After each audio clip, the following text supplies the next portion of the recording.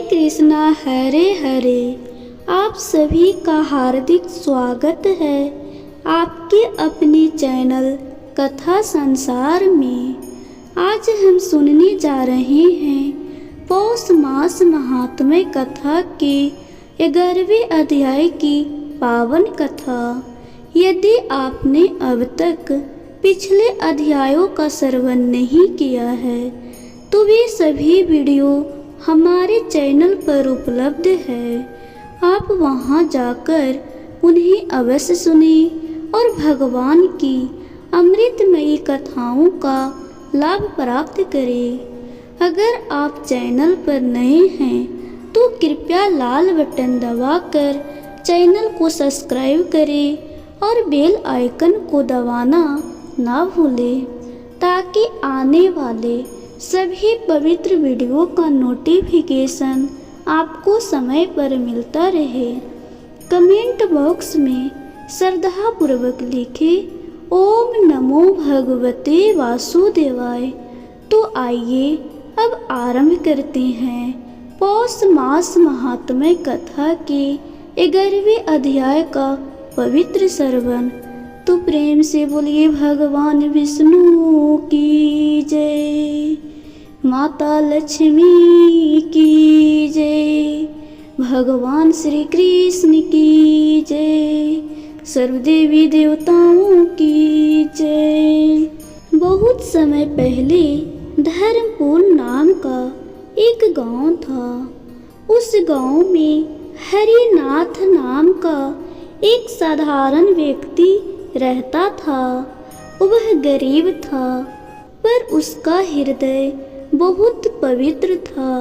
वह रोज भगवान विष्णु का स्मरण करता और कहा करता, मन साफ हो तो भगवान पास ही रहते हैं। पौष मास का 11वां दिन एकादशी का पावन दिन, यह दिन भगवान विष्णु को अत्यंत प्रिय कहते हैं। पौष मास की एकादशी का व्रत जन्म जन्मांतर के पापों का नष्ट करता है। हरिनाथ ने इस दिन निर्जल व्रत रखने का संकल्प लिया। उसकी पत्नी बोली, आप कमजोर हैं, व्रत कैसे रखेंगे? हरिनाथ मुस्कुराया और बोला, शरीर से नहीं श्रद्धा से व्रत होता है। उस समय हरिनाथ के घर हालत अच्छी नहीं थी, काम नहीं मिल रहा था, घर में अनाज कम था, बच्चे बीमार थे, कर्ज बढ़ता जा रहा था। फिर भी हरिनाथ ने मन में डर नहीं आने दिया। उसने सुबह सुबह गंगा जल से स्नान किया, तुलसी के सामने दीपक जलाया और विष्णु सहस्त्र नाम का पाठ करने बैठ गया। दोपहर में हरिनाथ को बहुत कमजोरी महसूस होने लगी। पेट में जलन थी, सिर चकरा रहा था। तभी दरवाजे पर एक अजनबी साधु आए। साधु बोले, बेटा भूख लगी है, कुछ खाने को मिलेगा? पत्नी चिंतित हो गई, आज तो एकादशी है, घर में अन्न भी नहीं है। हरिनाथ बोला, साधु भूखा ना जाए, यही मेरी पूजा है। उसने घर में रखे आखिरी फल और जल साधु को दे दिए। साधु ने प्रसन्न होकर कहा, हरिनाथ तुमने एकादशी का सच्चा पालन किया है। भूख में भी दान, यही सबसे बड़ा व्रत है। इतना कहकर साधु अदृश्य हो गए। घर में एक दिव्य सुगंध फैल गई। हरिनाथ समझ गया यह कोई साधारण साधु नहीं थे।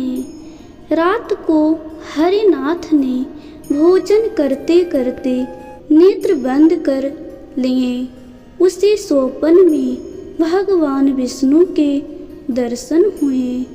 भगवान बोले, एकादशी का व्रत केवल भूखा रहना नहीं बल्कि मन को शुद्ध करना है। तुमने व्रत को सार्थक कर दिया।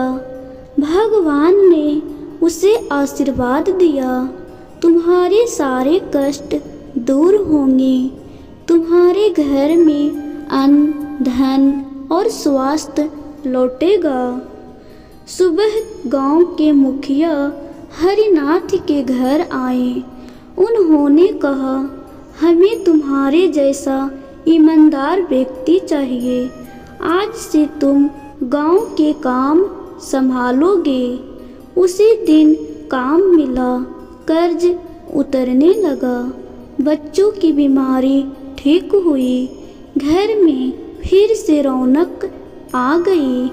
हरिनाथ ने हाथ जोड़कर कहा, हे प्रभु, यह सब आपकी कृपा है।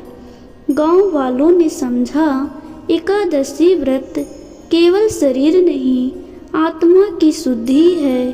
भूखे को भोजन देना सबसे बड़ी पूजा है।